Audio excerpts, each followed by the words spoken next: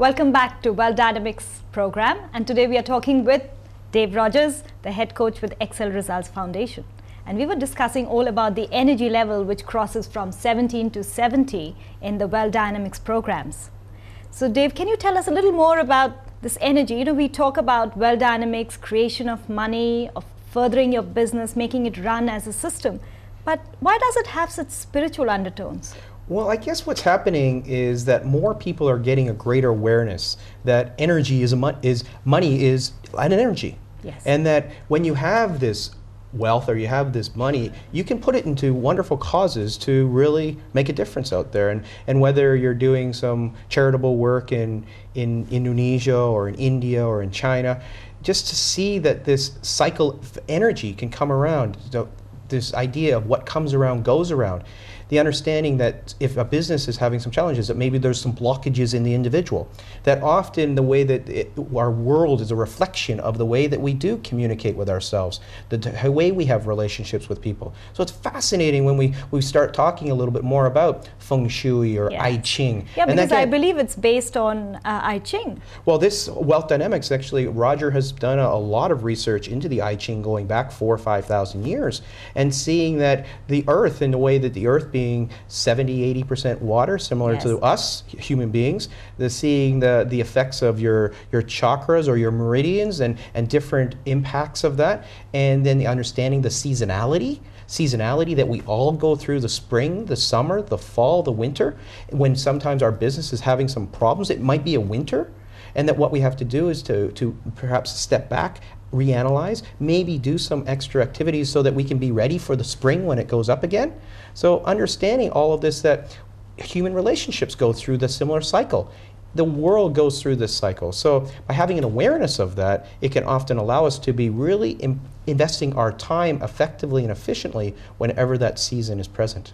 It's fascinating. One never thought with that perspective, to look at wealth creation through a perspective of seasons and of how it's a cycle. It's beautiful. Flow. It's beautiful when we start looking at the wealth creation as a farmer.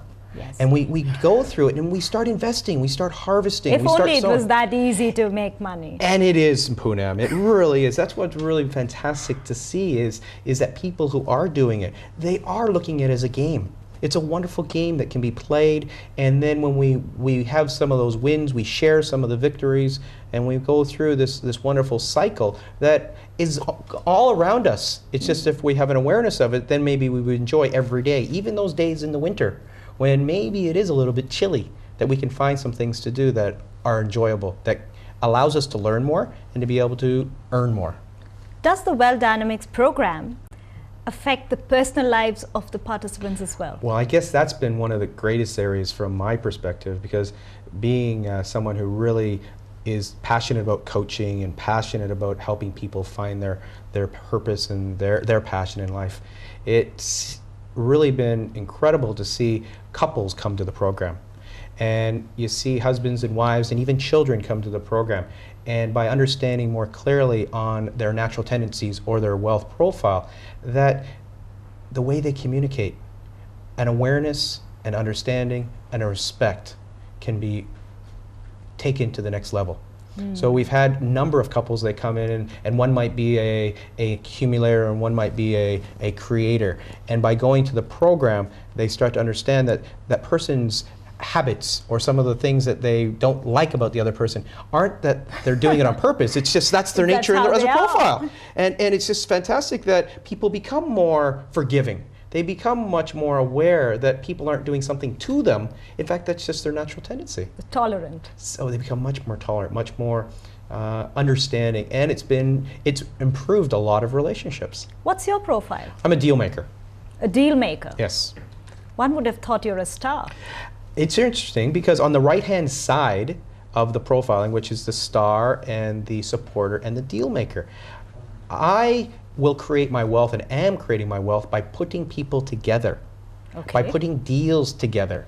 So it's very much about, yes, magnifying, yet what I should be magnifying is this ability to be able to put people together, to be able to find people that can take your team to the next level, to be able to be a part of deals that allow me to focus, to be clear on what the types of deals I want to do, and then attract the people who want to do those deals with me. So it really is about people, and it's also about an awareness of putting together deals and to be able to get something in exchange for putting those deals together. So would you say connection is a kind of a deal making? Absolutely. Because you have great connections with people. Well, that's one of the areas that, believe it or not, in the last 10 years, it's been a real focus in my life. And before, when I was a banker in Japan, many people wouldn't say I was very good at connecting. You're in fact, a banker. I was a corporate financier in Japan for 7 years, and I was a bond trader, Asian bonds during the Asian crisis, for about 7 years also. That's quite a change. It's been quite a change, and it's been fantastic to step into my identity as a deal maker, because it's no longer banging and in daily conflict. It's really about doing what I love to do, and a big part of that is working with different people, finding out ways that I can add value, and often that is about helping them build their team. Maybe that's why you mentioned you felt like a banker today. Yes. Because of the suit? Yes, absolutely. The suit, the tie. It's been a year since I've worn a suit and tie. And before that, well, again, when I was working in the finance industry for about 17 years, every day was pretty much a suit and a tie. Yes. What do you wear to your coaching sessions? I usually will wear fairly comfortable clothes. Yet sometimes if I'm coaching a CEO that's still very conservative, I'll match their clothes. I'll wear a suit and a tie if that's the attire that they like to wear. Yet I was very excited just recently seeing an interview with Prime Minister Koizumi from Japan, because he is now promoting dress down to the public, but also to the politicians in Japan. Oh. So it's something that in Asia Pacific, whenever they have their APEC meetings, many of the politicians, leaders, will wear their national cultural dress. Yes. And I'm going to be going to the States next week to represent Asia at the National Speakers Association, and I intend to bring 3 or 4 different traditional dresses from all the countries from different countries in Asia Pacific. So I'm looking forward to that very, very much. Wow. So you'll be in a different national costume every day. That's the intention. So we will come back and